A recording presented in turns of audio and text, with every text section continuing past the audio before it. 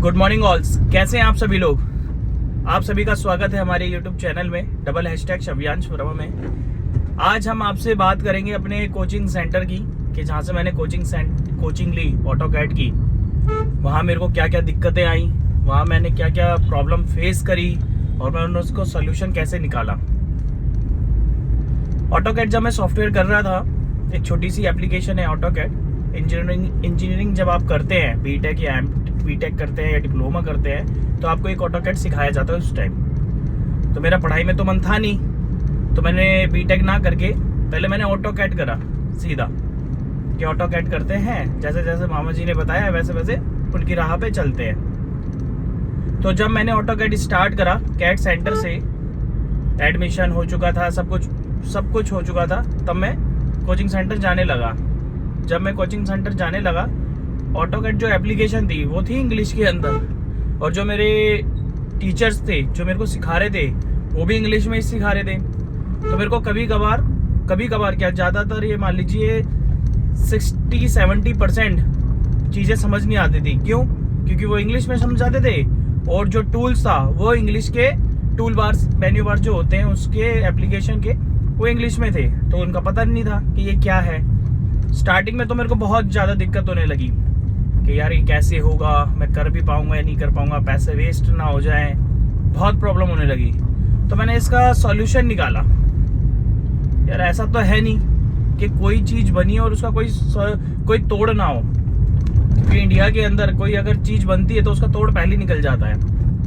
तो मैंने यूट्यूब पे सर्च करा ऑटोकैड हिंदी ट्यूटोरियल्स कि मैं इसके हिंदी ट्यूटोरियल्स पढ़ूंगा।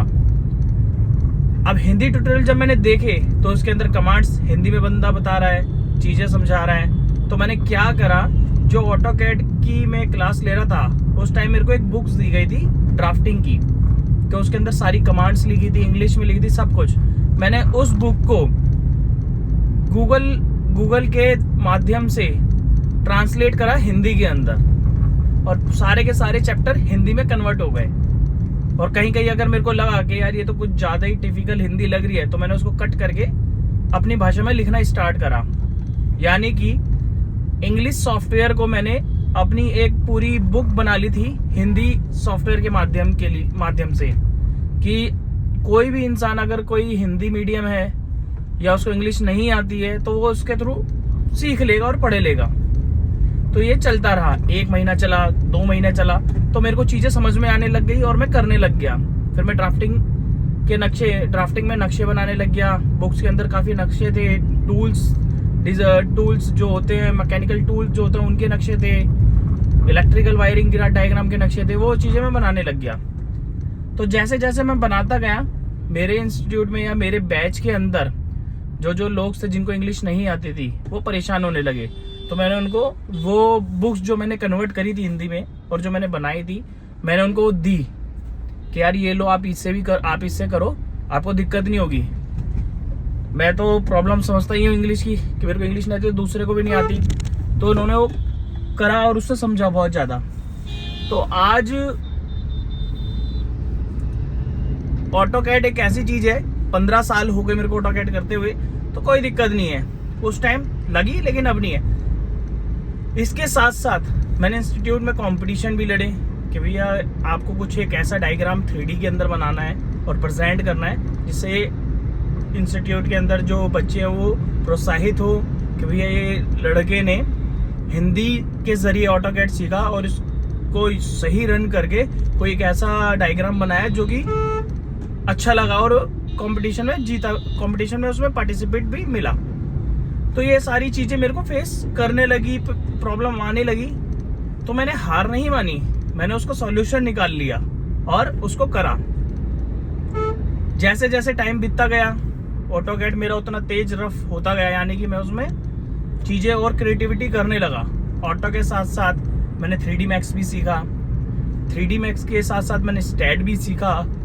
और जब मेरी ये एजुकेशन चल रही थी, उसके साथ साथ मामा जी ने बोला कि अभी कैसा है तेरा, कैसे चल रहा है ऑटोकैड। मैंने बोला मामा जी ऐसे ऐसे चैप्टर सिखा रहे हैं और ये उसमें कमांड सिखा रहे हैं। तो उन्होंने बोला कि पूरा सीख, उसके बाद मैं तेरी जॉब लगाऊंगा।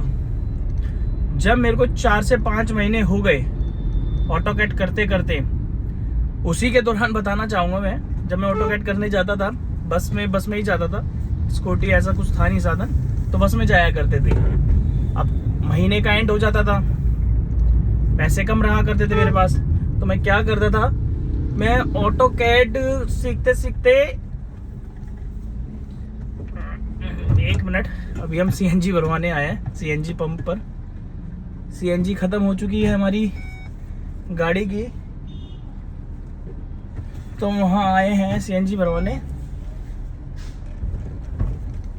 तो कभी कभार हम क्या करते थे, बस में गए, टिकट के पैसे बचाने के चक्कर में हम टिकट नहीं लिया करते थे। ये हमने 1-2 बार करा, और उसी केस में क्या हुआ कि टिकट चेकर चढ़ गए और हमें पकड़ लिया गया। जब पकड़ लिया गया तो सर टिकट तो हमने ली नहीं।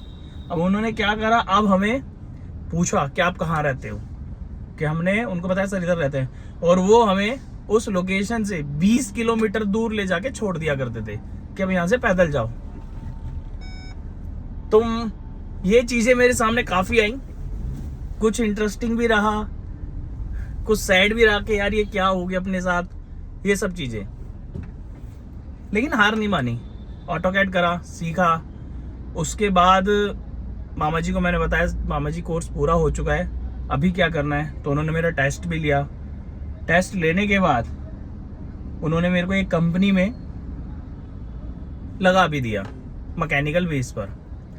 AutoCAD civil, electrical and mechanical में कॉमन है, बस आपको कमांड्स अच्छे से आनी चाहिए, तो आप ऑटोकैड अच्छे से याद कर, यानी कि किसी में भी काम कर लोगे, सिविल में कर लोगे, इलेक्ट्रिकल में कर लोगे, मैकेनिकल में भी कर लोगे।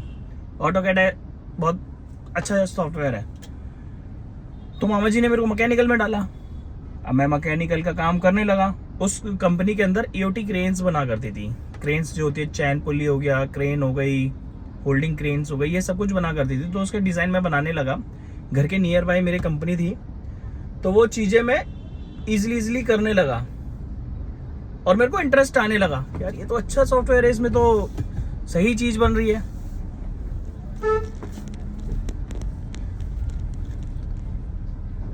तो उसी के बाद ही अभी हम सीएनजी भरवा रहे हैं, 1 मिनट।